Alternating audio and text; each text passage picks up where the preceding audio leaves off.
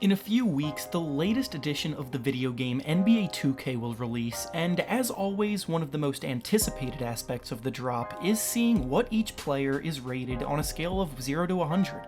Obviously, the higher ratings indicate the players are better than those with lower ratings, and when you compare some of the ratings to others, there are oftentimes a ton of debate about how accurate they are. The 2K team has been known to make some questionable ratings in the past, and this year was no different, which brings us to the topic of today's video. Today, we'll be going over the 5 most overrated and underrated players according to NBA 2K20, in the sense that they got a rating either much higher or lower than they probably deserved. Before we start though, make sure to subscribe to the channel, as all support is very much appreciated. Now with that being said, let's begin. We'll start with the overrated ratings, then in the second half of the video we'll move on to the underrated ratings, but to start off with the overrated section, we have Devin Booker, who got rated 88 overall and is the 18th best player in the game. Booker is an incredibly promising young player that has already produced at a high level in the league scoring the ball, but he has too many flaws to be ranked as one of the best 20 players in the NBA. He's consistently one of the worst perimeter defenders in the NBA. Last year in particular, he had a down year shooting the ball from 3, and his production has yet to translate to any kind of wins in season. Now, obviously I'm not faulting him for the Suns being bad, because the talent around him so far in his career has been pretty miserable, but when you play for one of the worst teams year in and year out, there's only so much you can celebrate about an individual. I wouldn't knock his rating down that much, but he definitely shouldn't be a top 20 player in the game. The next player with a rating that is definitely higher than what he deserves is Donovan Mitchell, who was given a rating of 88 overall and is the 19th best player in the game. Mitchell has become a fan favorite for many after he broke out in a big way seemingly out of nowhere as a rookie. He, like Booker, has put up very impressive scoring numbers early on in his career, and on a Jazz team built around their defense, Mitchell has become the team's #1 scoring option. With that said though, Mitchell came in as the 19th highest ranked player in 2K20, and he just simply is not a top 20 player in the NBA. He has the green light to shoot the ball a ton on the Jazz, which helps the team to a certain degree, but too many times Mitchell gets comfortable shooting low quality shots and shoots the team out of games. This was especially the case in the playoffs, where last year he shot the ball 32% from the field and 26% from 3 in the playoffs. He's definitely well on his way to becoming a top shooting guard in the league, but someone that struggles that mightily on the big stage cannot crack the top 20, especially when you consider some of the names that he was ranked higher than.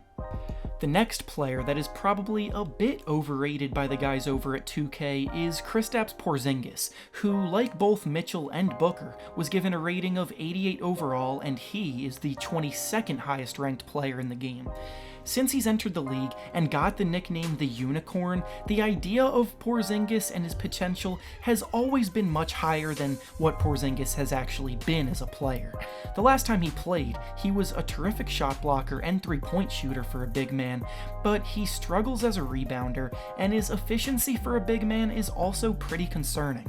He also missed all of last season because of a torn ACL, and when people that are 7'3" tear their ACLs, there's no guarantee that they'll return to form afterwards.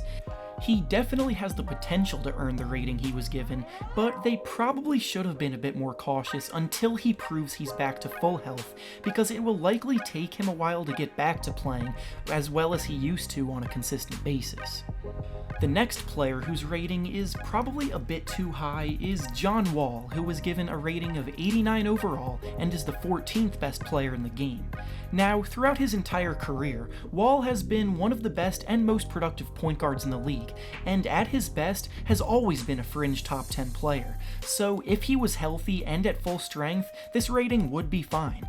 However, not only is he not healthy and probably won't even get back onto the court for over a year, but in the games he played last season, he was having a bit of a down year as well. He's been battling with injuries for a while now, and it was apparent that he just wasn't the same player last year before re-injuring himself, and now reports are saying that he'll likely miss the entire upcoming season. Again, if he was healthy, then I would probably have no problem with this rating, but the injury does concern me. Lastly, the fifth player that I believe to be a bit overrated by 2K is Kyle Kuzma, who was given a rating of 84 overall and is the 55th highest ranked player in the game. This one is significantly lower than the others, but when you take into context the players he's ranked higher than, it just doesn't make any sense. Kuzma is a decent isolation scorer that doesn't shoot threes well, struggles on defense, and lacks any significant playmaking ability. There are multiple-time All-Stars, Defensive Player of the Year candidates, and overall much more productive players with more diverse skill sets ranked behind him, and to be honest, it's pretty disrespectful to them to put Kuzma above them. There are a few notorious Lakers fans working at 2K, so I can't say I'm surprised, just a little bit disappointed. Next up, we're now moving on to the players that I believe are pretty underrated in the game, starting with Kyle Lowry, who was given a rating of 85 overall and is the 46th best player in the game. Lowry had developed a bad reputation over the years for consistently coming up small in the playoffs, but that all changed this year. Not only did he win a championship with the Raptors, but he played a massive role in the team doing so, and played consistently well throughout their run. Lowry's a good three-point shooter, tough defender, and was one of the top assist men in the league last season. He's been an All-Star for 5 straight seasons now, and is closer to being a top 25 player in the NBA than he is to being at the bottom of the top 50. So out of all of the underrated players I'll discuss, Lowry probably got disrespected the most. The next player that got rated way lower than he should have been ranked is Khris Middleton, who was given a rating of 83 overall and is the 61st best player in the game. This is a player that made the All-Star game last season, shoots the ball very well, and played for a team with the best record in the NBA last year, which he contributed to in a big way. For 2K to rate him lower than role players like Kyle Kuzma, who I mentioned earlier, especially with the resume he has, is absurd. Not even being put in the top 50 is a big slap in the face, and while I said that Lowry got disrespected the most last time, Middleton is definitely a close second in that regard. The next player that I believe is pretty underrated according to the 2K ratings is Victor Oladipo, who was given an 87 overall and is the 33rd best player in the game. Since Oladipo has arrived in Indiana, he's emerged as one of the very best two-way players in the league, playing all-defense-esque defense and becoming a highly productive number 1 option on offense. He's easily been one of the 20 best players in the NBA when he's healthy, but the issue is that he's probably going to miss the first few months of this season with injury.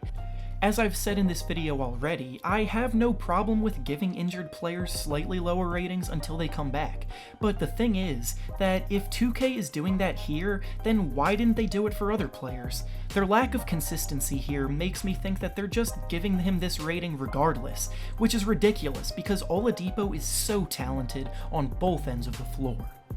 Next up on the underrated list is Draymond Green, who was given a rating of 83 overall and is the 66th best player in the game.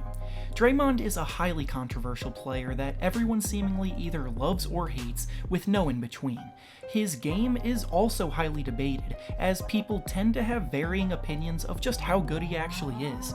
The reality of the situation, though, is that he's been the engine of the Warriors dynasty for years, oftentimes being the main initiator of the offense as a terrific passing big man. He's one of the best defensive players in the entire league, and while he isn't really much of a scorer, he's very complete in almost every other aspect of the game. Because this is a video game and I realize scoring is pretty important for such a thing, I can see why he wouldn't be a top-rated player, but at the very least, he still should have been in the top 50. 66 is simply way too low, and I don't even think that's debatable.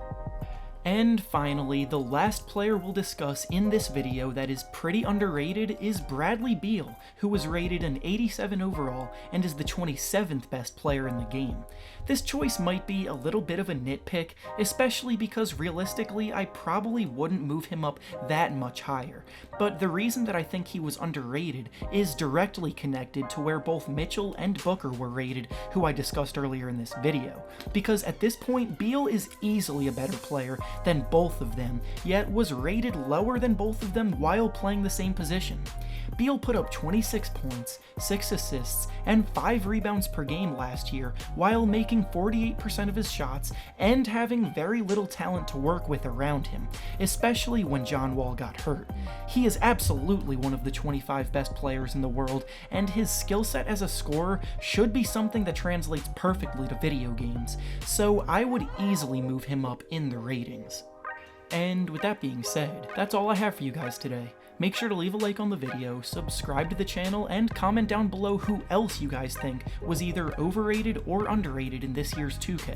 Thanks for watching, and I'll see you all next time.